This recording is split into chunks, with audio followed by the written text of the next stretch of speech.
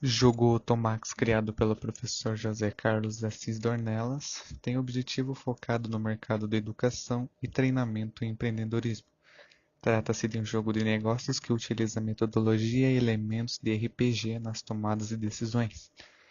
O jogo aborda todo o processo de criação de um novo negócio, envolvendo desde a concepção da ideia, a análise da oportunidade, o desenvolvimento do planejamento inicial, a montagem da equipe empreendedora, a busca e conquista dos recursos iniciais, junto aos investidores, parceiros, sócios, bancos e etc., até a efetiva constituição da empresa. Envolve aspectos relacionados ao processo empreendedor e ao comportamento empreendedor, repleto de dilemas empresariais com os quais os participantes terão que se deparar e resolver, muitas vezes em tempo real.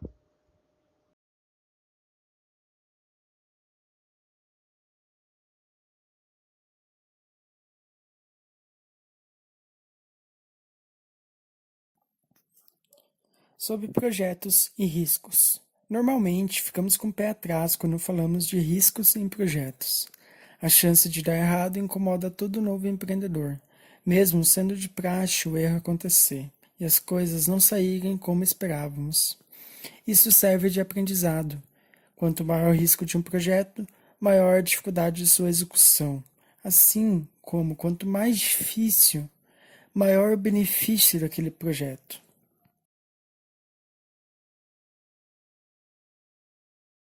A impossibilidade de prever o futuro expõe pessoas e organizações a acontecimentos inesperados.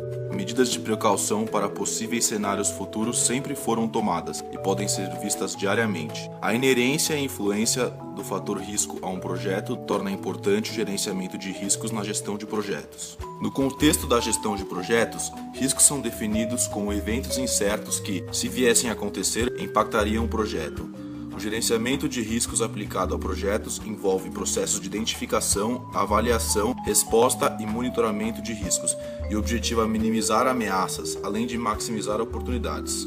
O objetivo da primeira etapa é determinar quais riscos podem afetar o projeto. O gestor de projetos geralmente reúne uma equipe de gerenciamento de riscos, composta de membros chaves da equipe, para gerar ideias. Atividades como brainstorming em grupo e entrevistas são úteis nessa etapa. É importante encorajar outras possíveis fontes de ideias, como os demais membros do projeto ou até clientes, para sugerir riscos. Uma ferramenta muito útil em todo esse processo é a estrutura analítica de riscos, o EAR, que consiste em uma estrutura hierárquica das possíveis fontes de risco. Idealmente, o modelo deve se adequar à natureza do projeto. Uma possível técnica para criar um diagrama mais preciso é partir do EAR genérico e ajustar seus níveis e itens para o tipo de projeto. Ao decompor fontes de risco para níveis mais específicos, o EAR auxilia no processo de identificação de duas maneiras. Ele permite um pensamento mais específico para cada elemento dos níveis mais baixos, e, portanto, uma lista de risco mais representativa do processo. Além disso, ele serve como verificação ao final da geração de riscos. Ao classificar todos os riscos gerados nos níveis inferiores do EAR, é possível avaliar se todas as fontes de risco foram exploradas. Etapa 2. Avaliação de riscos. Após a geração das possíveis riscos, deve-se determinar a prioridade com a qual cada um deve ser tratado.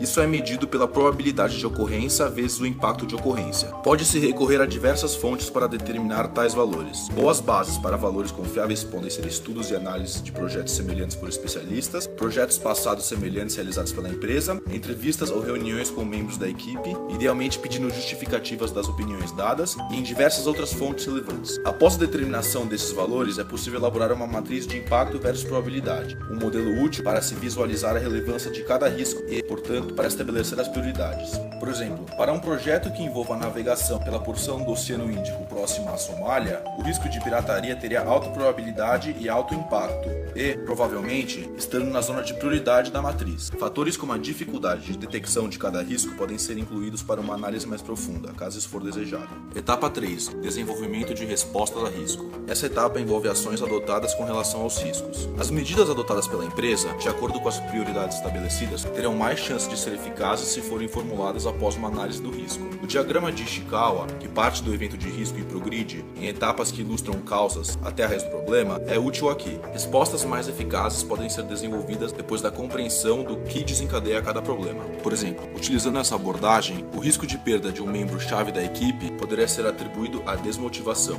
A desmotivação, por sua vez, poderia ser atribuída a um salário insatisfatório. Deste modo, pode-se desenvolver uma resposta que atue sobre a raiz do problema. Há 4 categorias de respostas a riscos. A primeira é a mitigação, que consiste em ações que buscam reduzir a probabilidade de ocorrência e/ou o impacto de ocorrência. Um exemplo pode ser observável no caso Al-Qaeda. No atentado de 11 de setembro, com relação ao risco de um ou mais passageiros interceptarem a tentativa, medidas foram tomadas para reduzir tanto a probabilidade de ocorrência quanto o impacto de ocorrência. Optou-se, a maior custos, por comprar passagens de primeira classe. Assim, o trajeto à cabine foi minimizado, o que reduziu a exposição a passageiros, minimizando a probabilidade do risco. Com relação ao impacto de ocorrência, um extenso treinamento físico e de combate corpo a corpo foi dado aos recrutas. Na aceitação de riscos, nenhuma medida anterior é tomada, somente em caso de ocorrência. Fatores como falta de opções viáveis podem levar a essa opção. Na transferência de riscos, o risco é passado a terceiros, além das responsabilidades das respostas. Geralmente, um prêmio de risco é requisitado pelos receptores. A última estratégia de evitar riscos é de eliminar totalmente a ameaça do risco.